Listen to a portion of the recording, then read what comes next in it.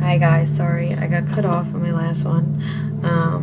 So the last two articles that I used in my annotated bibliography didn't fit as smoothly in my presentation, so I just put them in here. The first article discussed how there's an indirect link between education and marriage, which offers insight into why college-educated women in the U.S. enjoy better marriage prospects.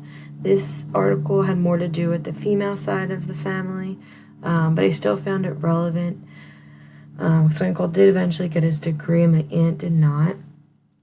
So it kind of just goes into how a person's education level can have an effect in the marriage market and who they kind of marry.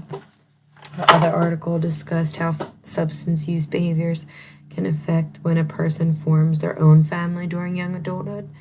So the article studied cigarette use, binge drinking, and marijuana use.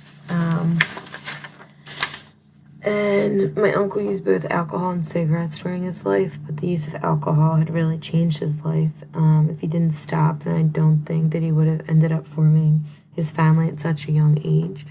So I think that him stopping drinking really helped him establish the intimacy over the isolation, even though he did feel isolated at times during the crisis that he went through.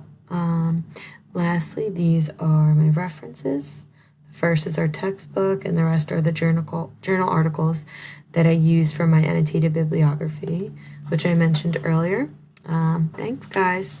Hope everyone had a good semester.